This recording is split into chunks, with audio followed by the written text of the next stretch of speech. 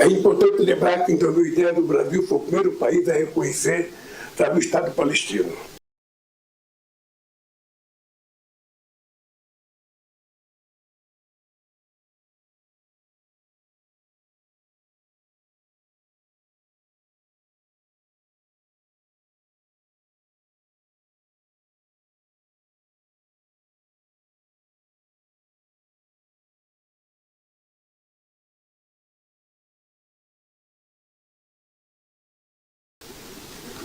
É preciso parar, sabe, de ser pequeno quando a gente tem que ser grande.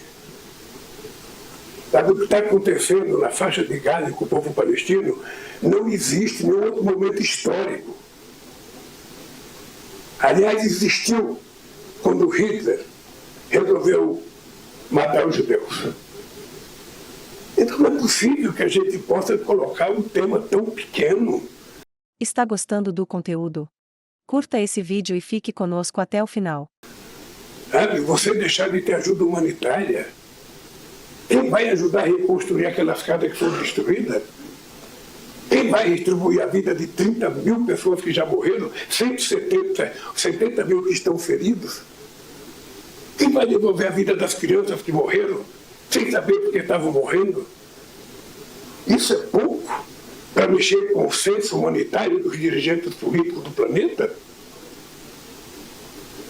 Então, sinceramente, sabe, ou os dirigentes políticos mudam o seu comportamento com relação ao ser humano, ou o ser humano vai terminar mudando a classe política. Minha indignação absoluta com essa manifestação do Lula comparando o direito legítimo de defesa dos israelenses contra os terroristas do Hamas ao holocausto cometido pelo Hitler contra os judeus.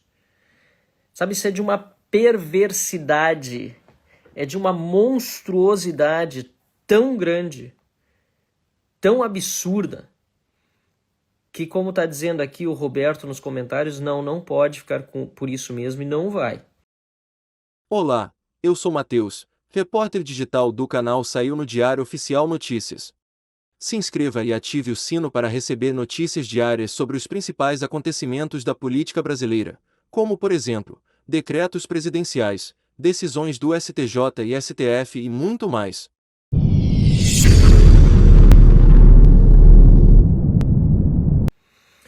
Nós do Novo acabei de assinar aqui a procuração para o advogado, estamos entrando com uma notícia crime na Procuradoria-Geral da República por racismo, antissemitismo cometido por Lula contra o povo judeu.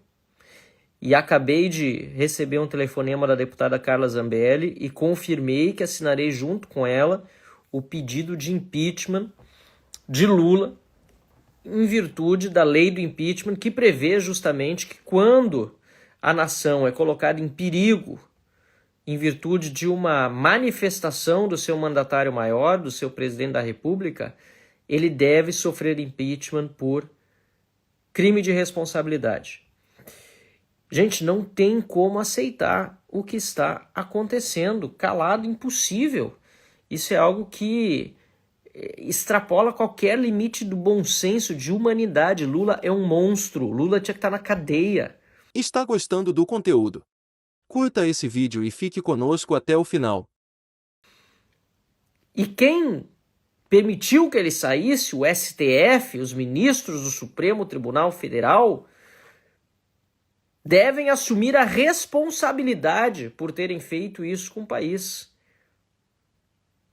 Uma vergonha o que nós estamos assistindo.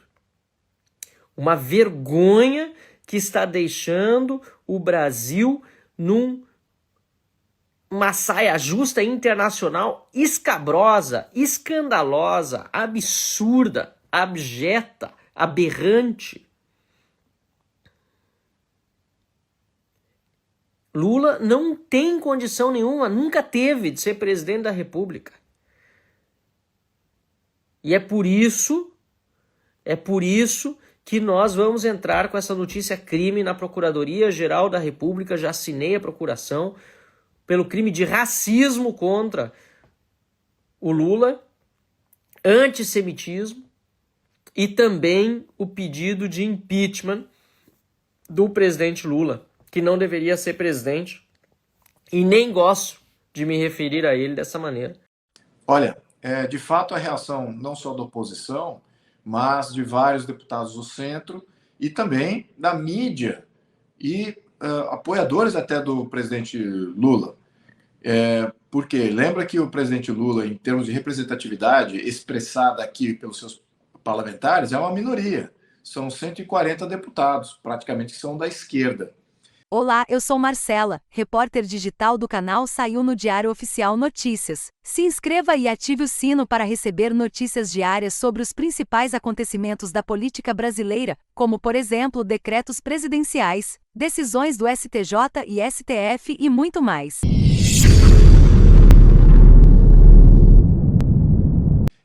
A maioria é o bloco do centro, né? E temos aqui, nós da oposição, temos uma minoria também. Então, o centro é o maior bloco. E esse centro está também na sociedade, ele está nas mídias, ele tem são empresários, são pessoas até que votaram no Lula. E esse centro está expressando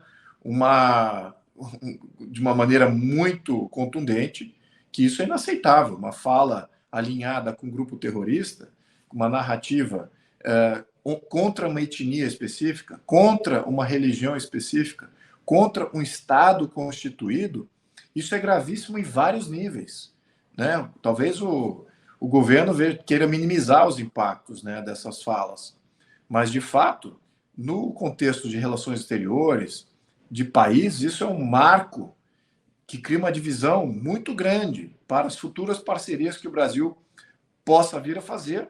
Certamente vai abalar algumas das parcerias que já fizeram. Então, é isso que nós temos preocupação.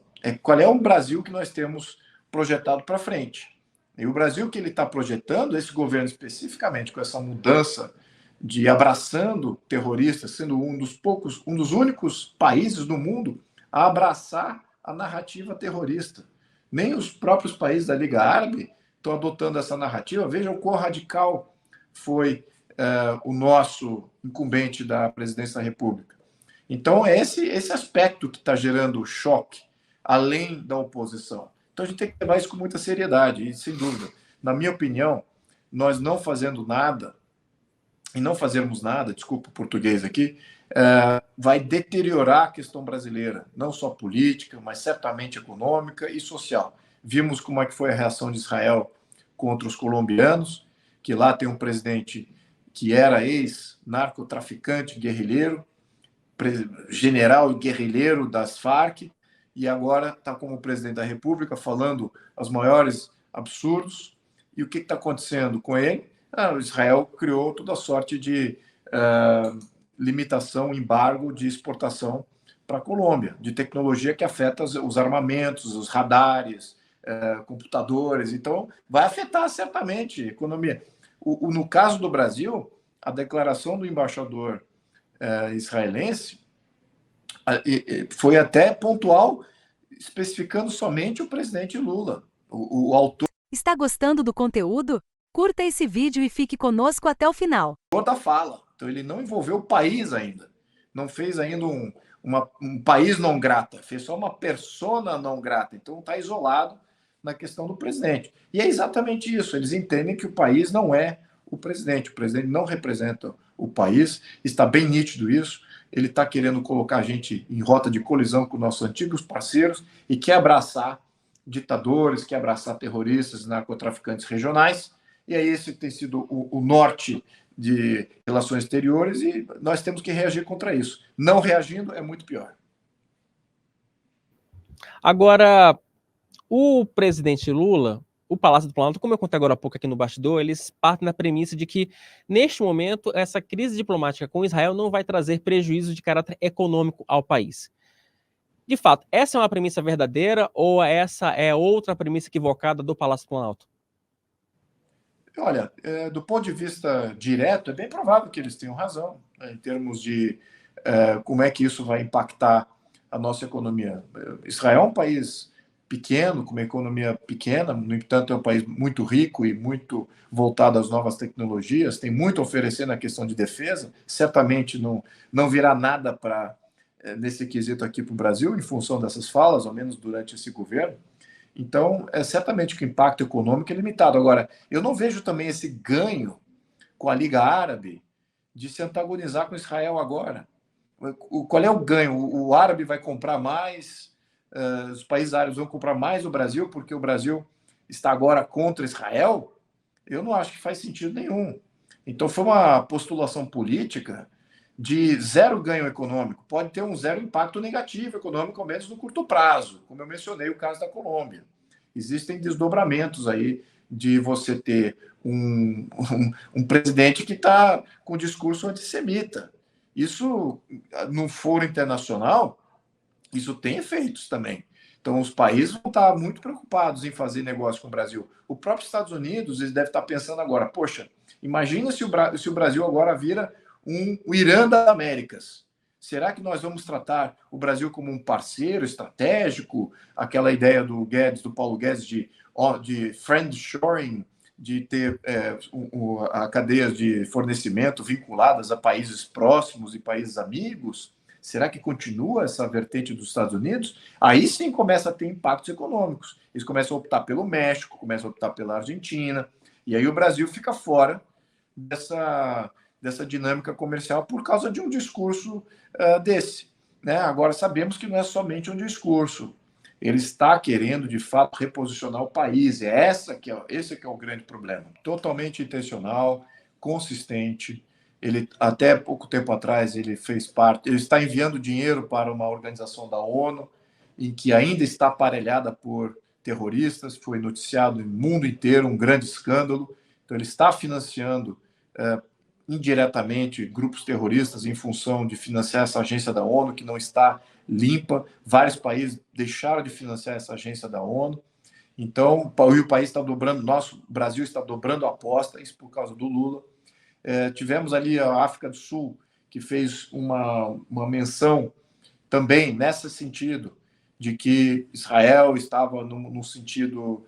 Israel estava praticando genocídio na Palestina, então o Brasil foi signatário desse documento também. Então é uma consistência muito preocupante. Nós também abrigamos navios do Irã à revelia do que sem nenhum ganho possível. Então é somente para colocar o país numa rota de amizade com o Irã e numa rota de inimizade com os parceiros ocidentais. Então tem sido uma linha consistente.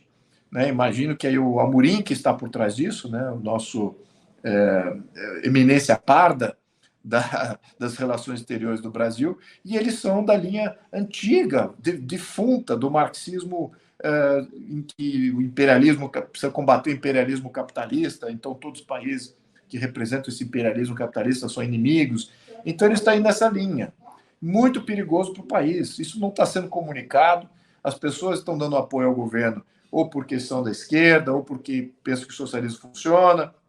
Mas, independente disso, a grande questão desses apoiadores do governo, incluso parlamentares do centro, é se queremos ficar amigos e irmãos dos ditadores, daqueles que estão envolvidos com terrorismo no mundo, e se queremos ficar inimigos, comprar inimizade e possível conflito com o Ocidente, que são nossos amigos tradicionais, do qual ainda temos extremas ramificações sociais, políticas e econômicas. Isso não está sendo debatido. Então, o governo, sozinho, está fazendo essa menção, essa mudança de rumo.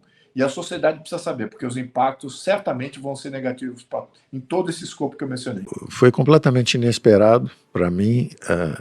Eu estava ajudando um candidato de centro. Eu não conhecia à época o Bolsonaro. E eu estava ajudando um candidato de centro, exatamente porque o barulho político, como eu disse durante todo o meu exercício lá do Ministério, o barulho político era muito grande. Né? Então está tendo um momento difícil da vida política nacional, mas que eu sempre interpretei construtivamente. Eu dizia durante a campanha que o Brasil era um saci pererê, só pulava com a perninha esquerda. E era natural, porque primeiro você teve um governo militar de 20 anos. e estava associado à direita. Então era um governo, um regime militar de direita. Aí, de repente, vem a esquerda, redemocratização, e realmente redemocratiza.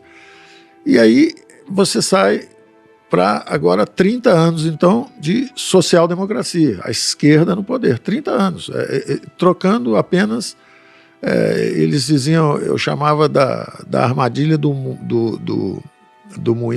moinho circular.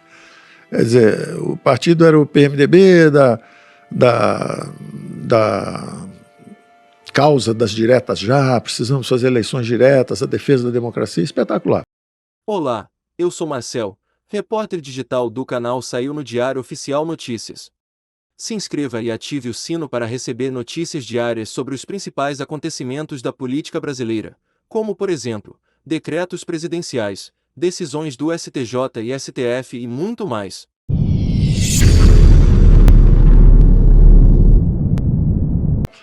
Aí cai uma costela, denunciando o PMDB por corrupção, cai uma costela que é o PSDB. E aí o PSDB denuncia o PMDB e começa, então, aí vem um governo do PSDB, depois seguido de outro, faz a estabilização. Aí o PT denuncia a compra da reeleição e, em nome da honestidade, de novo, se move à esquerda. Só que você deu a volta ao mundo. De esquerda em esquerda, você foi do PMDB para o PSDB, do PSDB para o PT e, de repente, voltou para o PMDB do Temer de novo. Então, você deu a volta ao mundo no horizonte, digamos assim, no espectro político brasileiro. Você fez uma viagem de circunnavegação, foi o Fernão de Magalhães, saiu lá da Espanha, deu a volta ao mundo, voltou de novo, provou que o mundo é redondo, exauriu essas possibilidades da esquerda. E o Brasil não estava indo bem. Então surgiu uma aliança de conservadores e liberais à direita, e eu estava ajudando alguém de centro para tentar evitar esses desgastes, essas lutas e esse barulho político que prejudica a economia quando passa de um certo tom. Até um certo tom é bom e construtivo, porque o que acontece? É a democracia brasileira aprendendo a andar com as duas pernas. Ela só pulava com a perninha esquerda, você podia escolher social-democrata reformista, social-democrata de chão de fábrica, social-democrata, digamos assim, de punhos de renda, você tinha várias alternativas, mas só podia votar pela esquerda. De repente você abriu um leque e a democracia brasileira ficou vibrante, mais flexível, e surgiu metade da população brasileira era conservadora ou liberal. Então você tinha à esquerda socialistas e social-democratas, à direita os liberais e os conservadores, e o Brasil ficou mais rico do ponto de vista de alternativas políticas, de conversas importantes sobre coisas que a gente preza. Família, educação, a pátria. O Brasil deve ser uma economia aberta ou fechada? Os impostos devem ser mais altos, com maior participação do governo, que é o que o social-democrata gosta, ou, ao contrário, controle os gastos do governo, torne mais efetiva e eficiente a máquina pública, e aí você pode até reduzir os impostos e o país crescer mais rapidamente através de investimentos privados. Então, o Brasil ficou com mais alternativas. Só que o que acontece? O barulho continuou, muito barulho, muito barulho. Então, mesmo no meio de um Covid, um desastre, a maior crise sanitária da história humana, o PIB brasileiro ameaçado de cair 10%, as projeções de quem veio de fora sobre a trajetória do Brasil eram catastróficas. E nós nos desempenhamos bem, nós conseguimos sair do outro lado, saímos mais rápido, saímos com a inflação mais baixa, com crescimento mais rápido, preservamos 11 milhões de empregos, em vez de demitir alguém, nós pagamos metade do salário, não demita. Temos 11 milhões de CPFs preservados assim. Da mesma forma, distanciamento social, você não pode sair. Se você vende uma garrafinha d'água num jogo de futebol, como é que você vai sobreviver? Se você é um chofer de táxi e ninguém está rodando, como é que você vai sobreviver? Criamos o auxílio emergencial, 68 milhões de brasileiros receberam. Então, na rua eu só recebo agradecimentos. Foi uma experiência muito difícil, muito dura, mas, ao mesmo tempo, muito reconfortante, você saber que você podia ajudar. E acabou sendo uma trajetória de vida interessante, porque eu era um estudante, sempre acreditei em conhecimento para trazer o progresso, a produtividade, a ascensão profissional. Fundamos bancos, fundamos gestoras, depois fundamos empresas de educação. Então, o conhecimento sempre enriqueceu a minha vida. Eu, quando era jovem, meu pai era representante comercial, vendedor de material escolar. E eu tinha um estojo pequenininho, o estudo é a luz da vida. Eu olhava para aquilo, eu levava aquilo a sério. O estudo é a luz da vida. Então, o conhecimento tornava as pessoas mais produtivas, ao mesmo tempo aumentava a competitividade das empresas, daí os MBAs, para aumentar a competitividade das empresas, e, ao mesmo tempo, a prosperidade das nações, a riqueza das nações. Você pegar os países mais avançados, relativamente sem recursos naturais, Israel, Japão, eles não têm recursos naturais, não tem nada. Cada vez que um japonês nasce, o outro cai dentro d'água, porque o país é pequenininho, a população já está grande e não tem recursos naturais, não tem nada. A mesma coisa a Coreia. E eles se desenvolveram na base de educação, ensino. Né? Então, a tese me entusiasma. A experiência de governo foi uma experiência muito difícil, mas, ao mesmo tempo, nós achamos que colocamos o Brasil, pelo menos nós fizemos essa digamos assim, essa mudança de rumo. Eram 40 anos de gastos públicos crescentes. Nós somos o primeiro governo que saiu com gastos menores do que quando chegamos, apesar da pandemia. É a única economia no mundo, tirando uma cidade-estado, que é Singapura, e um país árabe, que é a Arábia Saudita, que tem muitos recursos, é o único país no mundo que saiu da pandemia com a dívida menor do que quando entrou. A média, quem tinha 100% de dívida PIB saiu com 110%. Quem tinha 80% saiu com 90%. O Brasil tinha 76%, saiu com 73%. Nós somos uma geração que, graças ao conhecimento de economia e à colaboração de todos que se envolveram nisso, vocês, inclusive, quando foram lá, fizeram a entrevista, ajudaram a divulgar o que nós estávamos fazendo, isso produziu um resultado extraordinário para o Brasil. Nós somos uma geração que pagou pela guerra, não deixamos nada para filhos e netos pagarem. Nós enfrentamos a dificuldade, nós saímos bem e estamos no rumo da prosperidade. Eu lembro que você falou isso quando a gente visitou lá, né? De que, putz, se a gente não pagasse essa conta, de alguma forma, a gente deixaria essa conta mais cara para os nossos filhos, netos, etc. E aí, assim, foi uma montanha-russa, né? Pelo que você está falando. Muitas experiências, frutos muito bacanas, momentos muito desafiadores, e no meio disso uma pandemia completamente inesperada mesmo, Sim. né? Assim, loucura isso. Agora, olhando para tudo que aconteceu, né? Você ainda voltaria para a política? Assim, sei lá, se o Lula te convidasse para ser ministro do governo dele, você toparia, por exemplo, uma coisa dessa? Olha, eu devo dizer com a maior sinceridade do mundo, só em caso de guerra mundial. Porque... Bom, mas você está disposto a servir, pelo jeito ainda. Porque, imagine, eu quando estava ajudando um candidato de centro na eleição de 2018, esse candidato dizia para mim, você vai ser meu ministro. Eu dizia, não, eu já estou velho, estou chegando aos 70 anos e eu estou envolvido justamente em difundir educação, em fazer investimentos. Meus investimentos todos estavam já concentrados em área de educação. Eu acho que eu já cumpri um ciclo de vida.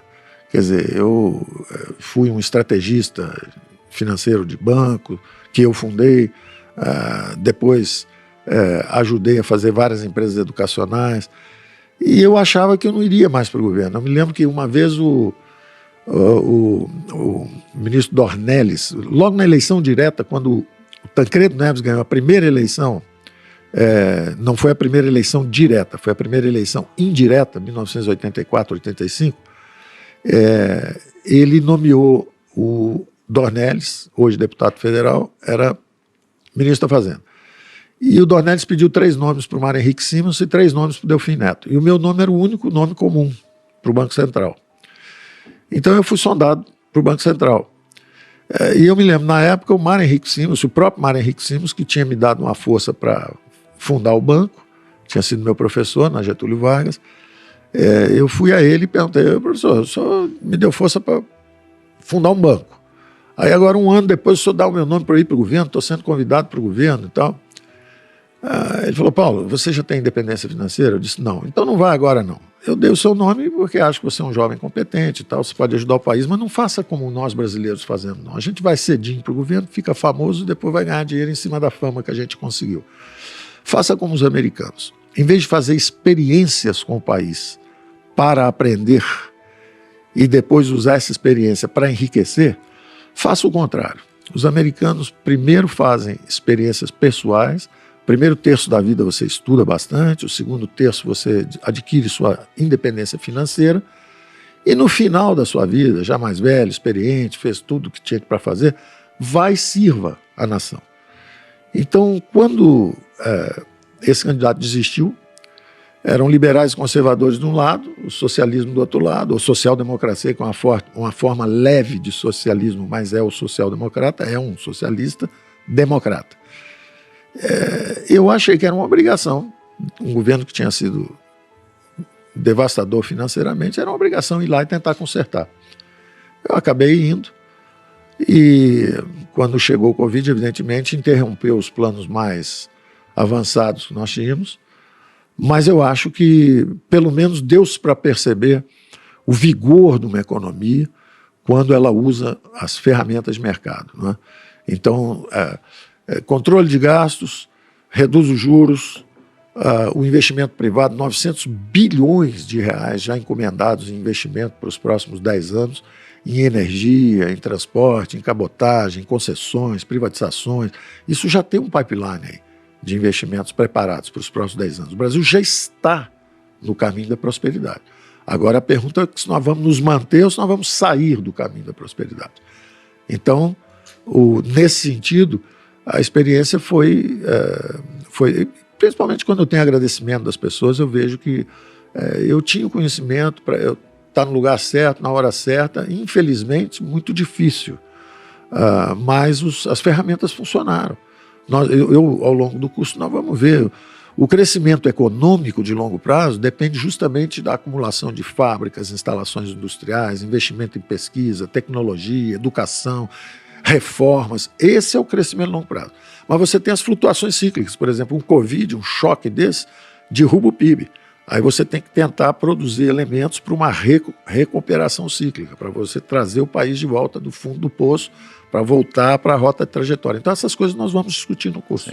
Daqui a pouquinho eu vou querer aprofundar um pouco mais sobre macroeconomia e, de alguma forma, o portfólio management, para poder compreender um pouco mais da relação entre taxa de juros, câmbio, assim, PIB, várias outras... Você falou um pouco da experiência minha anterior.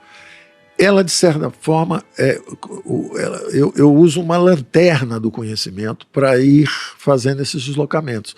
Está ligado o estado da economia justamente a esse desenvolvimento de várias empresas. Por exemplo, quando nós fundamos o Pactual, na verdade, aquilo não era um banco, aquilo era uma distribuidora, era uma DTVM. E aquilo era muito mais um hedge fund, porque o Brasil tinha uma volatilidade imensa. Imagina uma inflação sair com um plano mal sucedido, como foi o plano cruzado, uma inflação de um dígito, de repente em 4, 5 anos você vai para 5.000%. Como é que você pode pensar em investimento de longo prazo ou em private equity num ambiente onde a inflação vai para 5.000%? Você vai perder todos os seus recursos. Está gostando do conteúdo? Curta esse vídeo e fique conosco até o final. Eu me lembro que nessa época eu conheci um grande financista americano que estava fazendo uma revolução financeira lá, e eu disse a ele, não, esse dinheiro não pode ir para um país completamente instável, você vai perder todo o seu dinheiro. Agora, nessa mesma ocasião, nós trouxemos o George Soros ao Brasil. Eu fui a Nova York, tive uma conversa lá e trouxemos o dinheiro do George Soros para aplicar no Brasil. E multiplicamos o dinheiro por 3 ou 4, em 1 ano e meio ou 2. Quer dizer, por quê? Porque era um ambiente de alta volatilidade, era um acelerador de partículas. Então, se você acabou de aprender uma teoria lá fora, eficiente, de como é que funcionam os mercados, e você coloca no acelerador de partículas, a coisa acontece numa velocidade incrível. Então, você fazia o movimento e aquilo virava dinheiro rapidamente, porque tinha um ambiente de alta volatilidade, ou seja, era um mercado de traders. Compra, vende, compra, vende. Aí depois vai virando essa mesma instituição, à medida que o Brasil vai se estabilizando, você começa a esticar estratégias. Por exemplo, vamos supor com o câmbio. O câmbio você comprava, no momento que um plano vai dar errado, ele subia um pouco, você vendia. Aí vai fazer um outro plano, dá a impressão que vai dar certo, aí o câmbio descia de novo. Aí você comprava outra vez, sabia que o plano ia dar errado, ele subia, você vendia. Então era um mercado de especuladores, de traders. Aí, de repente, o país começa a se estabilizar, com juros imensos, que foi o plano real, um plano muito bem concebido do ponto de vista monetário, um plano monetarista até os ossos, super bem concebido como plano monetário, mas sem dimensão fiscal, sem dimensão cambial. E mais resultado, com juros bem altos. Então, em vez de comprar e vender dólar, é muito mais interessante se você sair do mercado de trading e ir para um mercado de posições. Então, se você tomasse uma dívida em dólar, pagando dólar mais 2%, dólar mais 3% ao ano, e emprestando no Brasil a 70% ao ano, a 60% ao ano, 50%, 40%, nós ficamos uma década com juros de 2 dígitos. Então, é uma estratégia de posicionamento, descasamento de moedas, vai ficando uma coisa um pouco diferente. Aí, quando a estabilização está consolidada, em vez de você estar num banco que faz essas operações um pouco mais sofisticadas financeiras, você começa a levar o seu próprio banco para fazer os primeiros IPOs e abertura de capital, porque a bolsa começa a subir e quando o valor dos ativos existentes está bastante alto, o interessante é você virar uma fábrica de novas companhias, que é um private equity. O private equity é uma fábrica de empresas novas. Por exemplo, quando eu tinha a sua idade, o Brasil tinha 5 mil empresas listadas em bolsa. Hoje ele tem 400, 500 no máximo. Quer dizer, o Brasil evoluiu, perdeu qualidade desse ponto de vista, mas o mercado ficou muito mais sofisticado, com penetração. É um mercado hoje muito mais profundo, mas tem poucos empreendedores realmente bem-sucedidos, reconhecidos por essa massa de investidores. Então, de um lado, tem um desenvolvimento do mercado financeiro forte, muitos jovens entrando nessas atividades, como gestão de recursos, consultoria de investimentos, tudo isso de um lado. E do outro lado, cadê os empresários que podem fazer essas captações de recursos? Eles são abatidos num sistema econômico onde só tem lugar para o pequenininho, invisível, que está embaixo do radar, que o governo não chega nele, ele está na economia informal, ou o gigante, que já atravessou e vai a Brasília e conhece Brasília. No meio, esse meio que é o formador da grande classe média, que é o que dá potência, é o que permite democracia e mercados, um sistema social saudável, sólido, que é a democracia e mercados, isso aí nós ainda estamos em transição, nós não chegamos lá. Mas aí eu vou me deslocando, então, em direção ao Private Equity. Então, você que tinha um hedge fund, começa a ir para um banco de investimento mais sofisticado, que começa a fazer os primeiros IPOs, as equipes de pesquisa. Depois você chega ao Private Equity, que já é um animal mais especializado na fabricação de novos. Realmente o que falta são os coordenadores de recursos. Você sabe disso, você montou uma empresa. Você tem que pagar o aluguel, acender a luz, treinar uma opção de gente, contratar, fazer acordos, desenvolver produtos. Isso é uma atividade, isso é a prosperidade. É uma opção de gente, é o câmara, é o outro analista de sistema, é o outro que é o de comunicação, é o cara do marketing, é a turma da luz, da produção, que monta o palco, a turma que faz o show. Quer dizer, esse mundo de empreendedorismo, na hora que você começa a baixar os impostos, baixar os juros, abrir a economia, é uma riqueza extraordinária que começa a se revelar. E ao contrário, se tudo é controlado pelo governo, tudo é dirigido, é proibido tudo, menos o que o governo permitir, é um mundo relativamente empobrecido. Nós estamos em transição, nós não chegamos lá, porque curiosamente, a direita, que era um regime militar de 20 anos, e a esquerda, que foram esses últimos 30 anos, os dois tinham o mesmo fetiche. Era o dirigismo econômico. Os dois gostam de empresas estatais, os dois gostam de regras de controle de preço, os dois gostam de tudo isso. Então nós estamos numa transição que ainda não terminou em direção à democracia e mercados. Os países que perceberam isso, e eu acho que essa é uma experiência positiva que o Brasil está vivendo, é perceber a força do sistema econômico quando você deixa o sistema de preços, os empreendedores, os valores emergirem. Tudo isso é muito bom para um ambiente democrático arejado. Então eu diria que o Brasil teve um grande despertar depois de 30 anos só de centro-esquerda, que é o Saci Pererê que eu dizia, pulava só numa perna. Nós estamos aprendendo a caminhar com as duas pernas, mas estamos caminhando e caindo. Volta e meia tem uma gritaria, sobe o tom, tem excessos cometidos de um lado e de outro. Então isso não é bom. Os excessos têm que ser contidos. Mas o Brasil está aprendendo a caminhar com esse, digamos, espectro político muito mais amplo e muito mais na direção do caminho da prosperidade.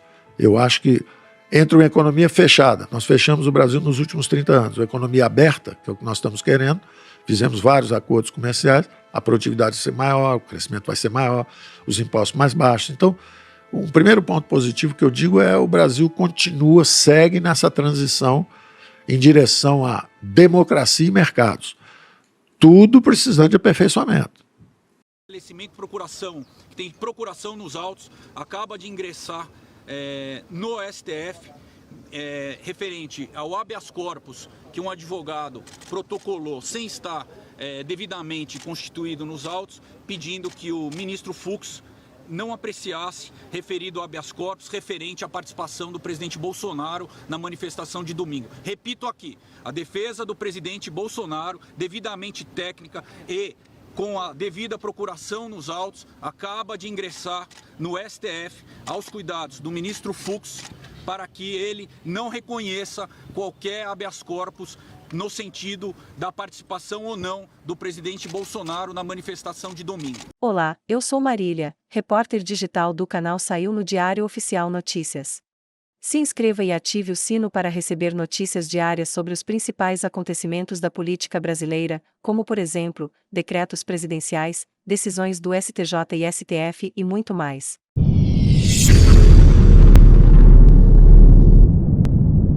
Doutor Bueno, antes do tenente-coronel Marucci iniciar acordo para a delação, o presidente falou 3 vezes à Polícia Federal e não se negou a responder aos questionamentos. Por que ele mudou de postura após o início da delação? Como eu esclareci, nos presentes autos não foi dado acesso à integralidade dos elementos que hoje conduzem o presidente a esse depoimento.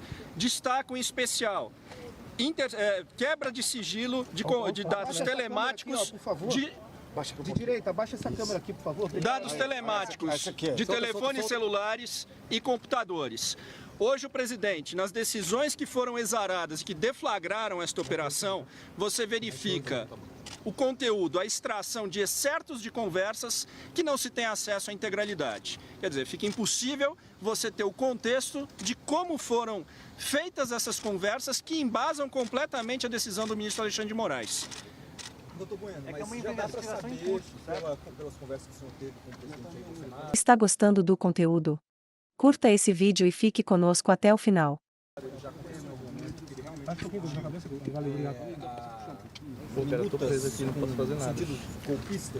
O presidente Bolsonaro nunca foi simpático a qualquer tipo de movimento golpista. Que isso fique claro.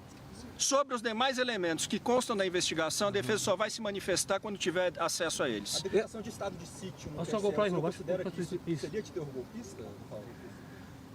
Olha, ninguém falou aqui em estado de sítio. O estado de sítio tem previsão legal, mas o presidente jamais, em momento algum, cogitou em promover um estado de sítio. Faltando 3 dias para a manifestação, que vai dar mais de 1 milhão de pessoas na Paulista, você acha que essa data de hoje foi proposital? Eu não tenho como afirmar isso de forma alguma. E essa é uma questão, enfim, é uma investigação que já se encontrava em andamento. Quero crer que não tenha ligação com isso. Seria lamentável se tivesse. Além disso, o direito constitucional de livre manifestação está previsto em todas as cartas. O presidente teme que outros acordos de delação premiada sejam fechados ou não? O presidente não teme porque não cometeu nenhum delito. Canal VV8, o presidente vai na Paulista, dia 25, está confirmado? Sim, nós temos na Paulista confirmados mais de 100 deputados, nós temos 3 governadores, nós temos 10 ou 12 a 15 senadores e esperamos na Paulista mais de 500, 600, 700 mil pessoas. A expectativa é a melhor possível. Não, o embaixador não foi convidado. Em relação aos outros que estão sendo ouvidos, meu camarada, por favor, dos militares não ficarem em silêncio e responder alguma coisa que o presidente... Doutor Paulo respondeu já ao presidente, não teme nada porque não fez nada.